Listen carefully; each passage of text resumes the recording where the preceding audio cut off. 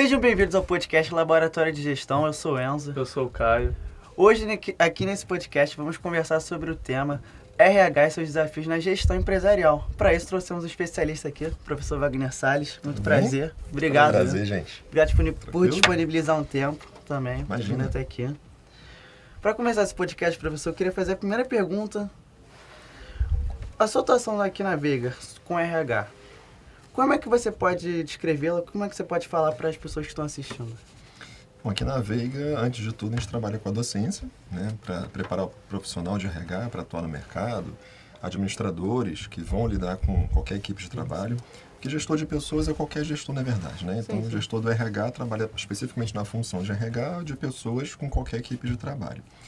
E eu estou atuando no sucesso do estudante diretamente falando com algumas pessoas, né? Então, algumas pessoas acabam se reportando a mim para algumas atividades sobre desenvolvimento de carreira dos estudantes, de funcionários, etc. Mas formalmente sem um cargo de gestão, mas na prática com a gestão de pessoas, diretamente lidando aí com o pessoal. A gente quis falar sobre o RH também, professor, porque a gente acha que é um tema muito amplo, é um tema que assim, desde o aluno, para você motivar um aluno, para você motivar uma pessoa dentro da empresa, você tem que ter essa pessoa do RH ali, para você motivar uma equipe, um time, né? Para as coisas funcionarem. Por isso que a gente quis debater esse tema. Muito obrigado de novo por você vir até aqui. E agora, professor, a gente vai começar perguntas baseadas num livro, que esse livro é o Como Fazer Amigos e Influenciar Pessoas, não sei se você conhece.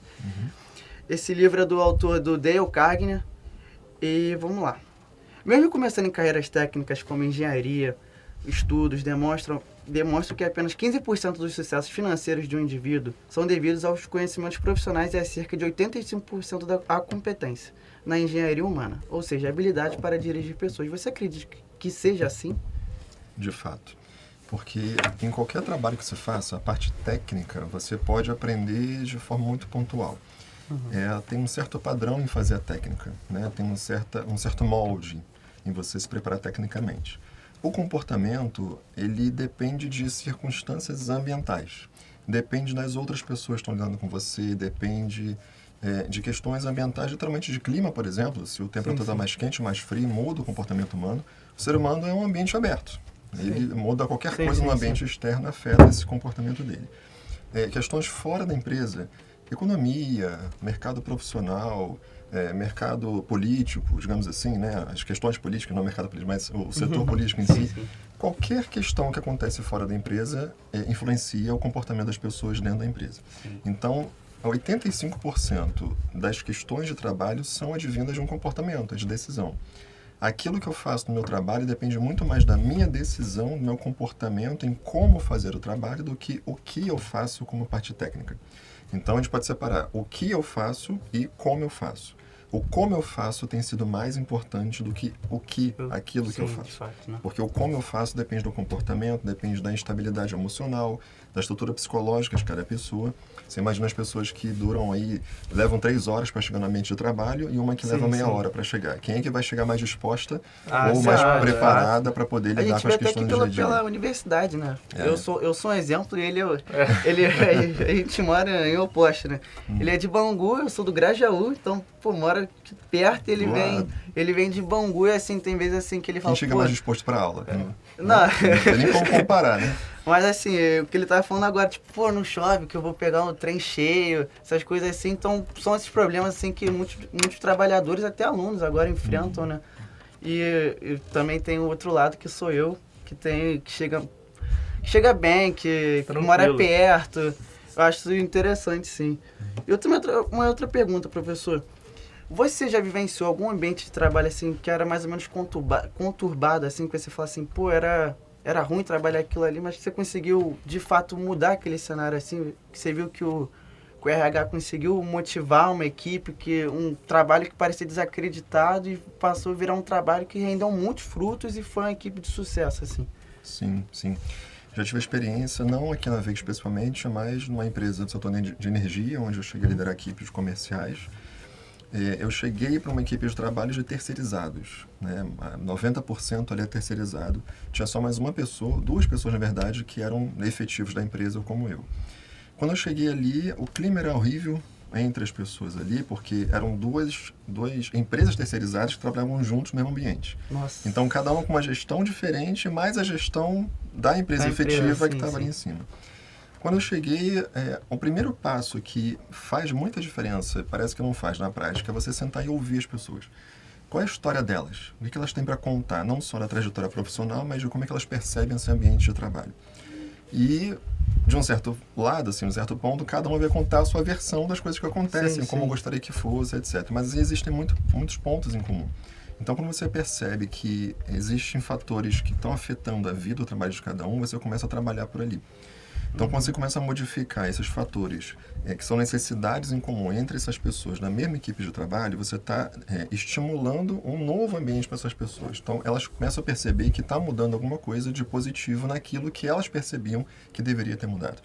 Não é de fato você atender necessidade individual ou passar a mão na cabeça das pessoas só porque elas querem alguma coisa ou outra. É você perceber o eixo motivacional que está ali trabalhando, que está tratando daquele ambiente nocivo, né? O que está faltando para que as pessoas consigam conversar ou se entenderem de forma pessoal, profissionalmente melhor. Outra questão é você também entender quais são os fatores que estão na sua disposição para estimular. Será que a empresa te dá condições de estimular até que ponto seja, sei lá, com um bônus financeiro ou não, outro benefício qualquer, que seja uma folga, uma flexibilidade de horário?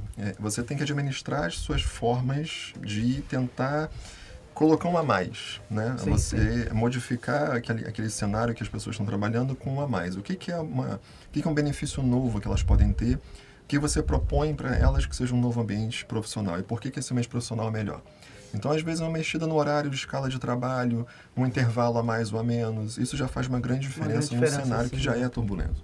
Então, quando você mexe em processos de trabalho, benefícios, sejam eles dos menores aos maiores, e escuta essas pessoas, acho que são 3 fatores assim, essenciais, mínimos, que você consegue mexer e você consegue transformar um ambiente que era nocivo num ambiente bem melhor para se trabalhar.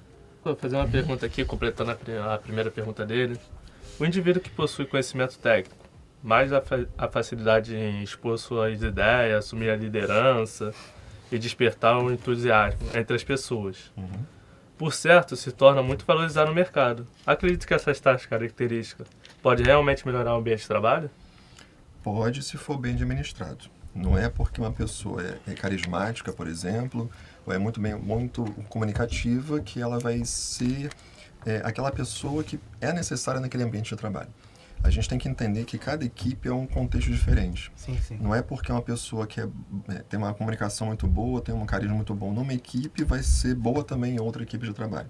Imagina um professor, né? Não é porque ele é bom com uma turma que ele vai ser bom com todas as turmas. A gente enfrenta pessoas diferentes, características diferentes. As mesmas pessoas, todos os dias, são pessoas diferentes. Um dia eu estou bem, outro dia eu estou mal. Então, uma característica apenas não significa que essa pessoa sempre vai ser boa naquele ambiente de trabalho.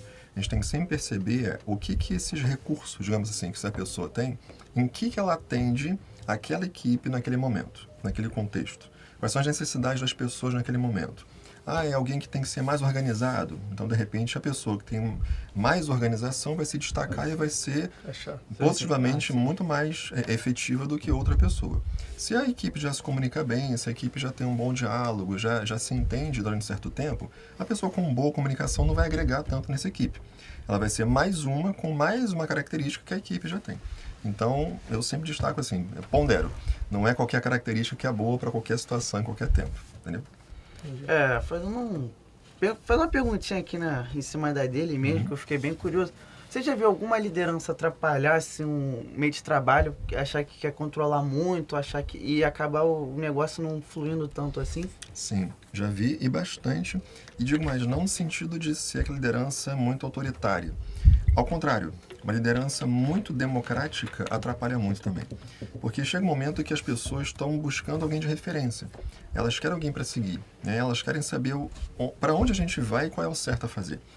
Se é democrático demais, você passa a ouvir todo mundo, querer atender e agradar todo mundo, as pessoas se sentem um pouco meio perdidas e não sentem segurança naquela pessoa que está à frente.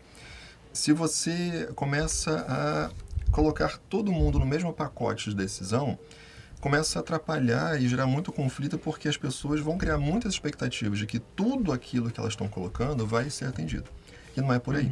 Então, existe, como tudo na vida, tem que ter um equilíbrio. Mas liderança democrática no radical atrapalha, assim como autoritária ou autocrática também no radical atrapalha.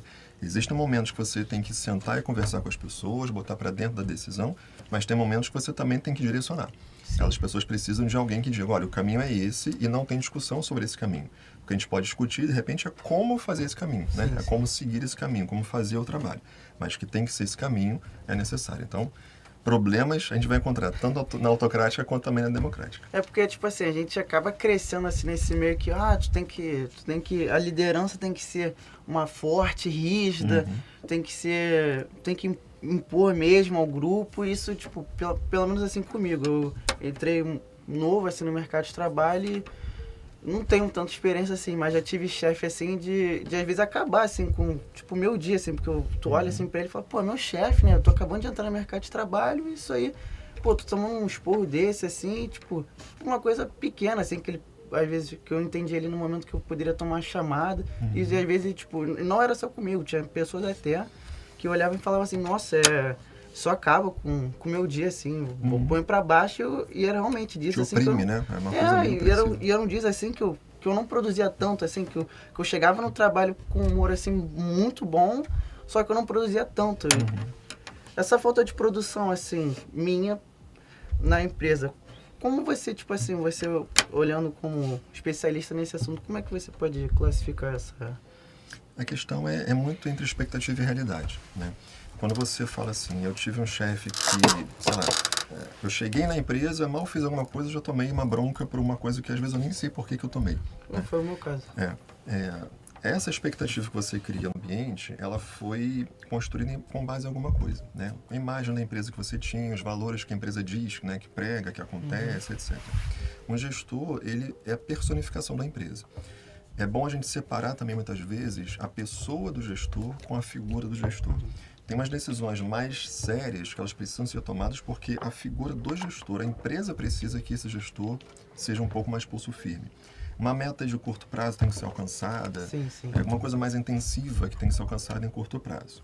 Por outro lado, tem a pessoa do gestor. Então, identificar se essa decisão ela é uma questão mais hierárquica, mais técnica da empresa, digamos assim, mais institucional, ou se é da figura do gestor. Entender um pouco disso ajuda a gente a não criar tanta expectativa. Se essa decisão mais séria, mais incisiva, vem institucionalmente falando, a empresa é assim, isso é um pouco pior, porque a sua expectativa vai ser, não adianta eu trocar de área porque vai ser a mesma coisa. Os gestores como um todo estão representando essa pressão, essa pegada a meio a curto prazo da empresa. Então, não é o gestor que tem uma coisa contra mim. A empresa funciona desse jeito. E aí a gente tem que entender se é o lugar que a gente está à vontade para trabalhar ou não. Se é o gestor, se é a pessoa do gestor que é assim, aí começa aquela questão da relação pessoal. E aí entender como é que ele funciona, se é uma pessoa que está num momento ruim, também tem família, também tem seus problemas, às vezes pode não estar conseguindo segurar bem, administrar bem isso, e tentar levando. Se for um caso mais grave, tem os canais da empresa, certamente ouvidorias, questões do tipo, para poder trabalhar esse retorno, esse gestor sobre o que está provocando. Então, eu diria que é sempre bom a gente entender um pouquinho o que está criando nossa expectativa. A gente como funcionário e a gente como líder também de trabalho. O que as pessoas estão esperando daquela empresa? Será que elas estão com uma visão muito distorcida? Eu já também tive experiências de gestores que são muito bons como pessoas. Na hora que tem que ter um pulso firme como a empresa manda, tem uma certa dificuldade, que as pessoas confundem aquilo. Mas nesses gestores, assim, que você falou, que na hora que tem que cobrar, você acha que a relação que se cria naquele ambiente de trabalho, tem relações, assim, de trabalho, assim, que geram frutos de amizade. Isso atrapalha também, assim? Atrapalha. Por conta dessa falta de clareza. Até que ponto é amizade, relação pessoal, até que ponto é a minha relação com o meu gestor, e até que ponto a empresa que está a relação profissional. Então, a gente, como gestor, a gente tem que criar maturidade nas pessoas, tem que buscar esclarecer e nivelar as expectativas. Falar, gente, até certo ponto eu decido porque eu sou gestor. Até outro ponto, eu tenho a flexibilidade de sentar, ouvir, criar uma relação pessoal e decidir em cima dessa relação pessoal. Então, essa comunicação tem que ser muito clara e o tempo todo, a cada momento, a cada decisão do gestor e da relação da equipe com esse gestor. Tem que estar tudo muito às claras. E trabalhar a comunicação é uma questão um pouco mais difícil. Professor, vou fazer uma pergunta aqui. Sempre que pensamos em gestão de pessoas, é bom ter em mente que o ser humano é mais emotivo do que lógico, e que tende a tomar decisões guiadas do orgulho e vaidade. Considerando isso tudo, qual seria a maneira correta em fazer uma crítica aos funcionários sem ferir a relação de trabalho? Quem responder essa questão ganha $1 milhão. Porque é complicado. Você lidar com vaidade, com ego, quebrar expectativas, é complicado. A maneira mais correta, não diria nem ser correta, mas a mais adequada é sempre você lidar com equilíbrio entre transparência e critérios. Quais são os critérios que você está usando para dar esse retorno? Se você está percebendo que o desempenho de alguém está ruim, que a maneira de comportamento está grosseira, qual é o critério que você está usando para definir que isso é grosseiro, que isso é ruim? Todo mundo tem que ter um gabarito, né, um padrão e a realidade. Com base em que esse gestor está me dando esse feedback? Acho que quando a gente fala em feedback, ou sentar para dar uma crítica, fazer um equilíbrio ali, dar um puxão de orelha, ou incentivar, inclusive, muitas vezes, o problema não é fazer isso. O problema é a gente conseguir ter uma referência clara.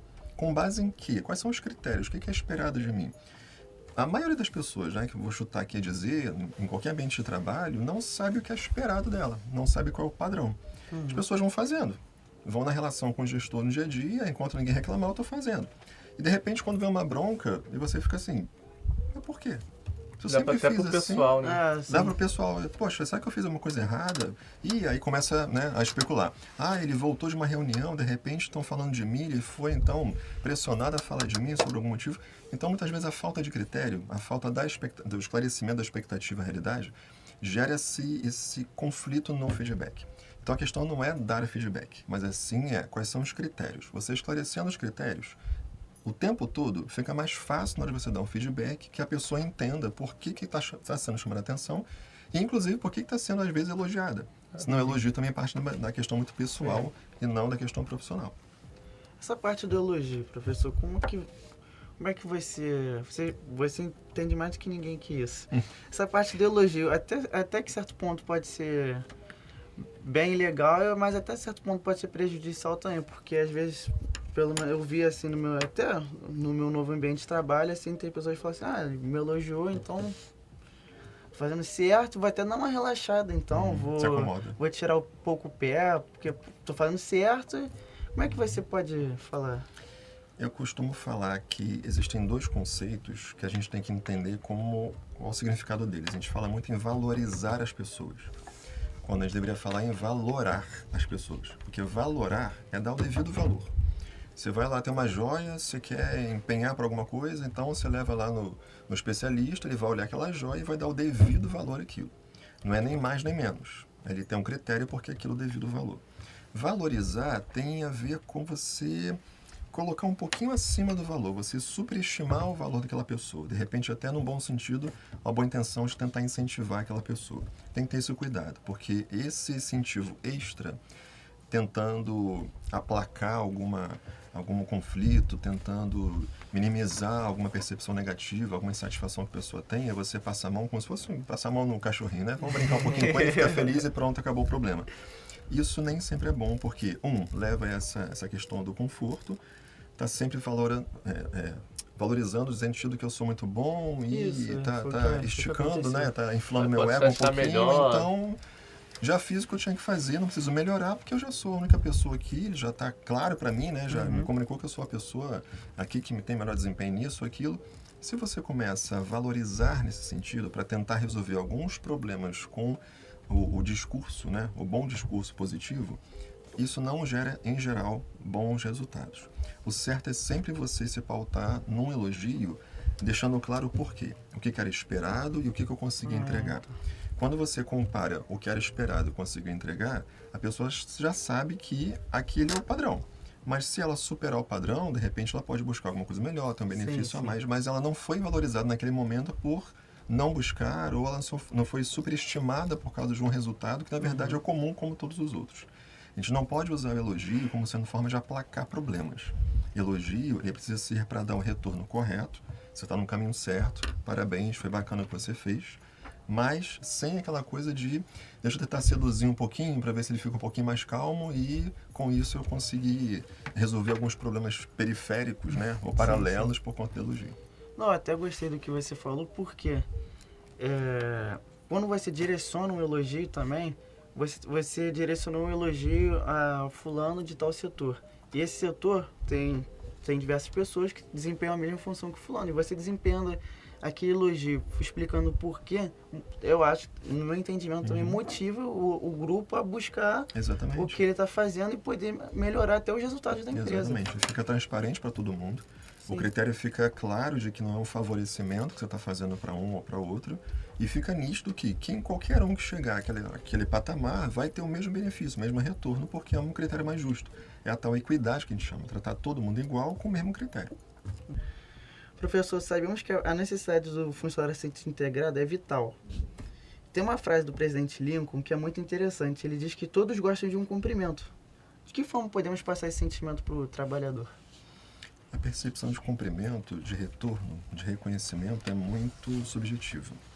O que pode ser um bom cumprimento, um bom retorno para você, um bom reconhecimento, pode não ser para ele, como pode não ser para mim. Eu sempre indico o seguinte, o que motiva, o que estimula as ações desse funcionário? Tem testes que a gente pode usar para isso, mas às vezes uma simples conversa, percepção, dá para a gente entender. Sabe o que motiva essa pessoa? É um reconhecimento pela capacidade de fazer? Será que ela gosta de ser reconhecida como uma referência na área? Eu sou muito bom em fazer perguntas, sabe? Eu sou muito bom em construir textos. Então eu gosto quando as pessoas vêm até mim para me pedir ajuda, para me pedir indicação de como é que eu faço isso, apoio para aquilo e tal. Esse é um tipo de cumprimento, um tipo de reconhecimento que a pessoa precisa. Você passar e dar um parabéns por causa desse trabalho feito, para essa pessoa vale muito mais do que um benefício financeiro, muitas vezes.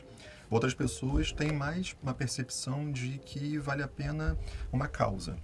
Não importa se eu estou sendo reconhecido individualmente, mas se o meu trabalho eu reconhecer que contribuiu para uma causa, isso para mim já é reconhecimento. Como funciona um bombeiro, por exemplo? Imagina um bombeiro no desastre, ele não está esperando reconhecimento nominal. Olha, parabéns, tá? Pelo seu trabalho. Você, poxa, aquele entulho que você tirou dali, olha... Professor, vamos continuar aquele assunto da valorização do profissional, porque agora eu tenho uma perguntinha que é uma dúvida minha recorrente aqui, que é levantada aqui no nosso roteiro. Ele se sente reconhecido, parabenizado, porque ele sabe que o trabalho dele contribuiu para aquele resultado final. Então, essas pequenas percepções sobre o que estimula de fato, o que essa pessoa busca com o trabalho dela, vai fazer com que a gente nivele um pouquinho o melhor reconhecimento. Pode ser por um cumprimento, sim, um tapinha nas costas, como a gente fala às vezes, né? Às vezes não vale nada, mas às vezes vale muito para uma pessoa do que uma questão mais financeira. Entrando nessa questão, professor, de um tapinha nas costas valer muito para algumas pessoas e por outras nem tanto, você tem uma vasta experiência, a gente viu seu currículo, eu fiquei espantado assim, porque eu tô começando agora a fazer currículo e parece um livro. É bem muita legal. Muita coisa que tem pra fazer. Bem legal, foi bem legal ver seu currículo assim. Voltando ao assunto agora, essa coisa de uma pessoa gostar de um tapinha nas costas e outras nem tanto, como é que... Você já trabalhou em ambientes que assim, você sabia que você tinha um funcionário muito bom, só que ele era tímido, calado, e acabava que o chefe ali não parabenizava tanto, não cumprimentava tanto, e tinha um outro funcionário que desempenhava a mesma função que ele, que acabava que assim, que o chefe falava um pouco mais, que cumprimentava mais. Dava mais atenção. Acabava dando mais atenção. E até que ponto isso pode atrapalhar seu ambiente? Assim? O problema está nos dois lados. A gente sempre conversa, até o professor Viens, ele bate muito numa tecla que eu concordo demais, que não basta você ser, tem que parecer. Então, ser bom é uma coisa, mas não basta só ser bom. Você tem que parecer bom. Você não precisa ser um grande, né, subir no pedestal e dizer para todo mundo que você é bom naquilo. Mas você precisa marcar o seu espaço de alguma forma. Você precisa dar a entender às pessoas que o que você faz e o nível que você faz é um nível bom e confiável. Então, muitas vezes, a falta de uma pessoa tímida, que é um excelente profissional, não ter um bom reconhecimento, não vem tanto do gestor. Porque às vezes o gestor não está enxergando mesmo. Né? Até que ponto eu consigo ver o trabalho de uma pessoa que está fazendo bem o serviço dela? Depende dessa pessoa também fazer.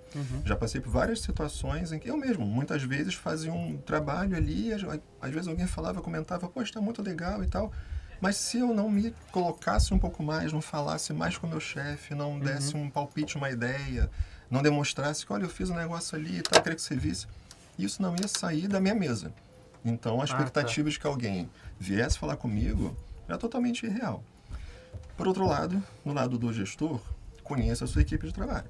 Se você sabe que uma pessoa é muito tímida, muito fechada, muito reservada, mas que é um excelente profissional, então você tem que ter um papel um pouquinho mais ativo, de supervisão, de acompanhamento. Tentar trazer ela também para dentro do grupo. Até conversar com ela mais. Provocar um pouquinho, para extrair alguma coisa dela, saber um potencial que você não descobriu ainda. Para ver se ela se solta mais. Exatamente. E nisso, às vezes, já é um reconhecimento para a pessoa. Para ela já sentiu, poxa, tá me dando atenção, então sentiu-se tá confiante, vendo que eu tô até se abre. Esse comportamento um pouco mais retraído, assim, não vem só de agora, vem da infância. Então, ninguém assim. acorda retraído. E às vezes dia, você. né? E às vezes você chamar a pessoa para dentro do grupo, às vezes significa muito para ela e, pô, pode valorizar muito ela. São coisas com cuidado também, porque às vezes tem alguma coisa ali no histórico da pessoa que acaba fazendo que ela seja muito fechada. Sim. Alguma dificuldade familiar que ela tenha passado, um trauma que ela vivenciou, uma coisa do tipo, que a faz ser assim.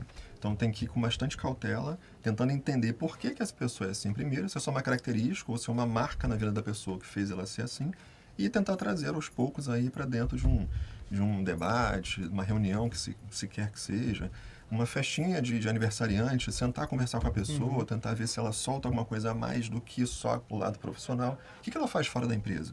Será que ela faz alguma coisa legal, um projeto social, numa igreja, numa ONG, uma coisa do tipo? Isso pode ser interessante para trazer para dentro do trabalho dela e ela se sentir valorizada por isso. Sim. Também, professor, outra perguntinha também, envolvendo sobre o caça-talentos que o RH pode fazer dentro de uma empresa. Porque o RH pode trabalhar dentro do processo seletivo ali, o recrutamento de... Você já vivenciou algum processo seletivo assim que você falou, pô, eu peguei esse funcionário aqui, esse funcionário rendeu muito para a empresa, assim, você já falou assim, pô, esse processo seletivo foi muito bom, porque eu pesquei esse funcionário. No processo seletivo, que eu me lembro especificamente, sendo honesto, não. Eu já fui muito surpreendido com puxar alguém para minha equipe de trabalho da própria empresa e ser surpreendido porque eu fui lá puxar ou alguém me indicou aquela pessoa. Isso é um problema por um lado, porque a falha no processo seletivo pode acabar provocando isso. Sim. Significa que o processo seletivo, normalmente, o formal, né, para dentro da empresa, anunciar uma vaga para as pessoas se candidatarem e tal, ele pode não estar funcionando bem. Ou as pessoas não estão sabendo daquela vaga a tempo, ou a maneira de comunicar aquela vaga não está chegando àquelas pessoas que têm esse potencial. O que vai acabar um pouquinho, né, ou diminuir um pouquinho esse problema no processo seletivo e tentar minimizar também essa questão do quem indica, porque às vezes você só consegue receber boas pessoas por causa da indicação, o que é injusto também com outras que não têm esse caminho, é você monitorar. Você tem um sistema de monitoramento de pessoal. O que essas pessoas fazem no trabalho? Qual é o andamento do serviço delas? O que elas estão fazendo de diferente o tempo todo? Se a pessoa entrou na empresa 5 anos atrás e de lá para cá ela fez a mesma coisa, não fez mais. É culpa de quem? Dela ou de alguém que não está dando oportunidade para ela trabalhar? Às vezes ela trabalha até na outra área, mas se fechou naquela. Exato. Porque não teve oportunidade de evoluir. Exatamente. Então, o monitoramento, ele faz com que apareçam vários problemas. E monitoramento, na verdade, a gente não está buscando coisas boas. A gente busca coisas ruins. Para a gente saber corrigir, a gente corrigir aquilo e que aquilo possa dar para a gente outro rumo, né? Outras alternativas. Então, o monitoramento do funcionário ajuda a melhorar o processo seletivo. Eu posso trazer várias pessoas que são boas para o processo seletivo e literalmente ali sacar uma que é realmente a mais qualificada e acabar um pouquinho com essa questão do quem indica. Então, na minha experiência, quando a gente monitora um pouquinho mais, quando a gente consegue acompanhar um pouquinho mais a evolução do funcionário dentro e fora da empresa, a gente consegue melhores resultados. Tem até uma brincadeira do professor Viannes aqui, porque nós somos estudantes de administração e o professor Viannes no primeiro dia de aula falou assim pra gente, quem vai aqui fazer administração? E pela surpresa dele foi mais da metade da turma. Ele falou assim, cara, eu não sei se ele fez administração depois, mas ele contou uma história que o administrador, a pessoa que faz administração, ela sabe um pouquinho de tudo, mas não é especialista em tal assunto. Vamos supor, eu tô concorrendo com uma pessoa que faz marketing, assim. Como é que você, sendo da RH, como é que você qualifica eu que faço administração, uma pessoa que está vindo de uma publicidade e propaganda, de um marketing? As pessoas têm as mesmas chances ou assim? Ou às vezes os processos seletivos preferem dar preferência a pessoas que são especialistas naquele assunto? Depende do que eu busco. O curso de administração, ele forma mais um tomador de decisão.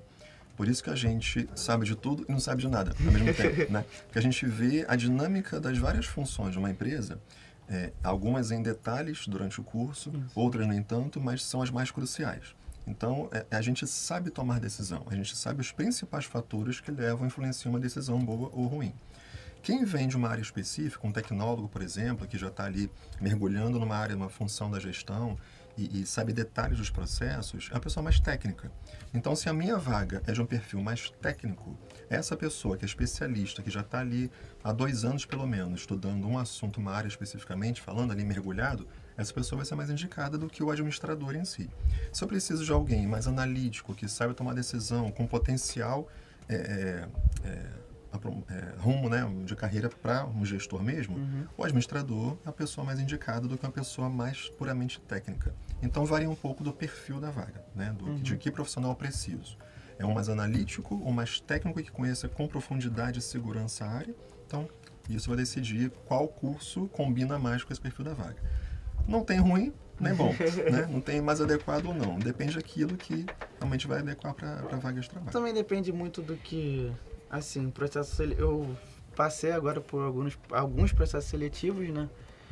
E teve uma dinâmica que ficou meio marcada comigo, que foi uma dinâmica online. Tu vê pessoas assim que realmente sabem muito do tema, que são realmente especialistas daquilo ali. Eu acho que, acabou que meio que me deu uma retraída, assim, foi...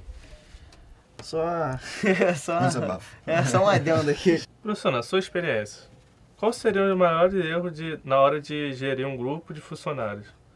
O que deve ser evitado para o ambiente não se tornar massivo para o empregado? Tem muitos fatores, né? Eu diria que o tipo de empresa vai dizer um pouquinho de quais fatores são mais cruciais do que outros. Se eu estou numa empresa pequena, acho que uma questão... Você conhecer um pouquinho mais as pessoas é um fator essencial. Não dá para você não conhecer pessoas na equipe de trabalho em uma empresa pequena. E qualquer decisão que você toma, o impacto é muito maior na vida delas, porque elas confundem um pouco aquela questão do pessoal com o profissional. Numa empresa grande, você conhecer a sua equipe é essencial também, mas conhecer também a relação do seu trabalho com as outras equipes. A dinâmica desse trabalho. O quanto a sua equipe impacta em outros trabalhos e o quanto outros trabalhos impactam na sua equipe. Isso vai direcionar um pouquinho o seu perfil de gestão. Se é um pouco mais técnico, se é um pouco mais comportamental e por aí vai. De modo geral, acho que a questão da comunicação é essencial em qualquer tipo de empresa, qualquer setor econômico, qualquer porte de empresa. A transparência, né? Você ter aquela questão dos critérios claros, você está pautando a sua decisão em cima de quê? O que é importante para você num bom andamento de uma equipe de trabalho. Então, você deixar esses critérios, jogar o jogo às claras é importante. E a outra questão é você ter um pouco de, eu não digo nem inteligência emocional, mas adaptabilidade. É você entender que as pessoas são diferentes o tempo todo. Se você é gestor, você vai ter que lidar com conflitos o tempo inteiro. Já se prepare que só vai ter abacaxi para você descascar.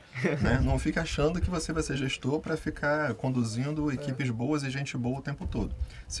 A gente é preparado para lidar com problemas. Às vezes pode ser até equipes boas, mas que às vezes teve um conflito, às vezes... Sim, ou duas pessoas... essa é a exceção à regra.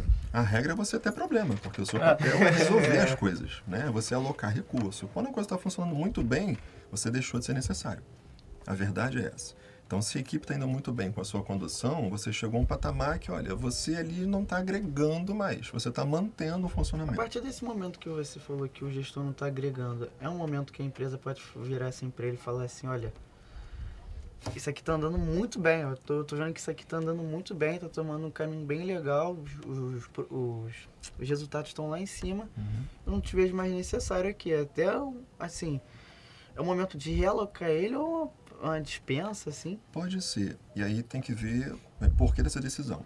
Se ele tirou essa equipe de um nivelamento muito ruim e trouxe para um patamar muito bom e manteve, pode ser que a empresa entenda que para manter, eu consigo outra pessoa para manter. E já que você tirou essa equipe do buraco e trouxe para cá, eu vou te colocar em outro lugar que tem outro buraco para você também fazer o mesmo que você fez aqui. Então existe muito essa troca-troca, ainda mais em cargos muito altos. Gerência, direção, presidência de empresa, fatalmente vai acontecer isso. Trouxe para um patamar bom, manteve, para manter eu consigo alguém. Mas para fazer aquela transição do ruim para o bom, então eu vou te colocar em outro buraco para você conseguir tirar esse pessoal de lá. Isso é mais comum. Você está falando da empresa lá, que eu trabalhei no Jovem Aprendiz, em uma empresa pequena. Eles tratavam com todo mundo, com uma família, o dono, tudo mais, reunia. O ambiente era super leve, a empresa fluía bem. Então, eu acho assim, empresa pequena até, é bom às vezes o dono ter essa relação, que o trabalho flui bem. Sim. Com uma observação, com uma vírgula. Se você não deixar claro para essas pessoas que tem sempre algo a mais para se buscar, isso fica chato demais. Eu fiz um processo seletivo uma vez para uma empresa que me chamou, uma empresa pequena, assim, é uma empresa que atende um público de classe A. Era uma empresa quase familiar, não era familiar, mas eram pouquíssimas pessoas na gestão e todo mundo se conhecia. E o salário era super legal na época, era 3 vezes mais do que eu ganhava onde eu estava naquele momento. Aí quando eu fui conhecer o trabalho, era fazer praticamente um orçamento de 15 em 15 dias, organizar ali planilhas de custos e tal, entrar receitas. Nesse meio tempo não tinha praticamente nada para se fazer. Eu falei, eu não vou durar 3 meses aqui, porque eu não aguento essa rotina. Se não tem nada mais para se fazer e ia ficar aquele negócio de oba-oba o tempo todo, tem gente como eu que não consegue se motivar ou se estimular por isso. Até tu se perde, né? Vai caminhar para onde? Porque a empresa não tinha para onde crescer, não tinha expectativa, não tinha nem pretensão, plano de, não, vamos expandir, vamos abrir outra filial em outro lugar, vamos fazer... Não, parece que para eles ali ser Tava bom naquele ali, nível, né? Tá tudo legal. Nem todo mundo se motiva ou se estimula desse jeito. Então, se tiver projetos, a gente quer crescer, daqui a 3 anos quer chegar a um patamar tal, isso é bacana, junto com um bom ambiente. Agora, se não tiver objetivo atrelado a isso, já era, né? a primeira oportunidade que a pessoa tiver, que é melhor do que aquela ali, que tem uma novidade, ela vai embora. Professor, agora uma perguntinha aqui. O professor de Harvard, William James, ele disse uma vez em seu discurso que estamos apenas meio acordados. Fazemos uso somente de uma pequena parte da nossa reserva física e mental. Ou dizendo de modo claro, o ser humano vive em grande parte dentro dos seus limites. Possui poderes de várias espécies ou habitualmente deixa de usar. De que forma poderíamos estimular o funcionário a dar o seu melhor de forma correta? Forma correta. Independentemente, assim, pensando independentemente do cargo, do setor, da área de conhecimento, eu sempre dou uma dica que vale para o profissional e para o pessoal. Conviva com pessoas que pensam diferente de você. O tempo todo. Essa também é um pouco da frase que o pai e a mãe falam, né? Sair um pouco da caixinha. Sai um pouco da caixinha, zona de conforto. Porque você conviver com pessoas que pensam diferente de você te faz, testar os seus próprios argumentos. Será que você está certo mesmo? Sim, Será que o que você acredita até hoje, de fato, é o melhor caminho? Você, às vezes, acha que isso é bom porque você não descobriu que tem outra coisa melhor do que aquela. Segundo, você lidar com diferença. Você lidar com as diferenças faz você entender outra perspectiva, ver outros rumos, outras possibilidades, analisar, criar, de alguma forma. E a criação te leva sempre a um desempenho melhor. Fica até brincando. Começa a trazer para o seu Facebook todo mundo que pensa ou que adere a um político diferente do seu. Conversa com as pessoas. É um saco, né? É um teste de paciência. Mas isso é um laboratório muito legal. Porque você começar a conversar com pessoas que pensam muito diferente, começa você a se provocar a pensar de forma diferente. Até abre sua mente para outros... Exatamente. Outros horizontes. Você tem visões diferentes, ou você confirma que o caminho que você estava até hoje é bacana mesmo, vai continuar nele, ou você começa a ter outras ideias de coisas que podem melhorar o seu desempenho e tal. Na área profissional é a mesma coisa. Conviva com outras profissões diferentes da sua, converse com outros profissionais diferentes da sua área de formação, porque o mundo não gira em torno da engenharia para quem é engenheiro, da administração para quem é administrador, da sociologia para quem é sociólogo. O mundo é uma coisa que está todo mundo junto, misturado, né? O cenário e mercado de trabalho é o resultado de todas as profissões juntas. Então, será que só a minha perspectiva está certa? Será que só a minha visão de mundo é que leva as empresas a melhorarem, que leva a sociedade a melhorar? Então, conviva com pessoas diferentes de você. E esse, para mim, é a regra que mais vale para você melhorar o desempenho. Mas esse estímulo que você pode dar ao funcionário, você falou sobre essa coisa toda, mas não tem uma fórmula assim que você possa falar assim, ó, isso aqui vai dar certo ou Não são tem uma pessoas? fórmula mágica, são pessoas. É sempre o resultado de uma equação. Aí a matemática ajuda a gente. Dependendo do que você tem como fatores, o resultado vai ser diferente. Então, se você quer um resultado, você pode até mexer em alguns fatores que vão dar o mesmo resultado. Então, 2 mais 2 é 4, mas 3 menos 1 é 2. Então, não posso jogar 3 menos 1, que vai dar 2, achando que vai dar 4. Não. Eu posso jogar 2 mais 2, eu posso jogar 3 mais 1, eu posso jogar 5 menos 1. Essas mudanças que geram o mesmo resultado, eu tenho que dominar. Então, não existe a fórmula mágica de que sempre a melhor questão que dá, a melhor resultado, a melhor equação que dá 4 é 2 mais 2. Muita coisa dá resultado 4. A minha questão é, qual é a que melhor se adequa naquele momento para mim? Então, não adianta eu escolher os fatores errados, querendo um resultado diferente do que aqueles fatores podem dar. Professor, para finalizar nossa entrevista, a última pergunta. Ouvimos muito falar sobre empresas sustentáveis. Mas o que seria uma gestão sustentável? Quais seriam os seus principais pilares? Em termos gerais, o conceito de sustentabilidade é mais complexo, né? Para falar em uma gestão sustentável, tem que partir da premissa do seguinte: como é que eu posso tomar decisões em que os recursos que eu tenho e as pessoas que eu tenho consigam produzir o mesmo resultado ao longo do tempo? Ou seja, não é sempre a curto prazo. Não é pensar que vocês têm um bom potencial, eu vou espremer vocês o quanto eu puder para que esse resultado me surja em curto prazo. Porque às vezes até cansa Desgasta. Até a máquina. A pessoa fica bolada com até Sim. exigir de Às vezes rendimento. você quer tanto pelo menos assim, que eu vejo assim, você quer tanto tirar algo bom da pessoa que você acaba pulando etapas até que a pessoa do crescimento dela dentro da empresa. É a analogia da máquina. Você deixa uma máquina que não é projetada para ficar ligada, funcionando o tempo todo, um ventilador que seja, deixa ele 3 meses ligado direto, sem desligar. Ele não vai durar aquilo que ele previu, foi previsto para durar. Pessoa, mesmo jeito, você tem que medir, tem que dosar o quanto a pessoa pode entregar, mas ao longo do tempo. Não é extrapolar os limites a curto prazo. Então, é sempre avaliar a capacidade da pessoa produzir, o quanto a pessoa se interessa, ou a questão da adaptabilidade mesmo, né? A pessoa conseguir se adequar ao longo do tempo em novos contextos, aprender coisas novas. Será que ela demora muito para aprender uma coisa nova? Será que é uma pessoa muito ansiosa? Será que a pessoa quer entregar sempre o máximo o tempo todo? Estimular o máximo o tempo todo é deixar o ventilador ligado no máximo durante 3 meses. Ele não vai durar muito tempo. Pode ser maravilhoso pelos 3 meses, mas depois eu vou ter que trocar. E aquela pessoa não vai mais servir. Então é ruim para a pessoa. A gente não está lidando com máquina, lida com seres humanos. E com seres humanos eu tenho que entender que a pessoa é profissional, é pai, é filho, é irmão, é cônjuge, é um monte de coisa. Pensar em gestão sustentável é entender o papel da carreira dessa pessoa na vida dela, para eu não destruir os outros papéis da vida dela e, ao mesmo tempo, manter essa pessoa em um bom funcionamento ao máximo tempo durante o tempo que eu puder contar com essa pessoa na minha empresa. Então, galera, vamos finalizar aqui o podcast da aula de laboratório de gestão. Agradecer ao nosso convidado, que disponibilidade de uma semana.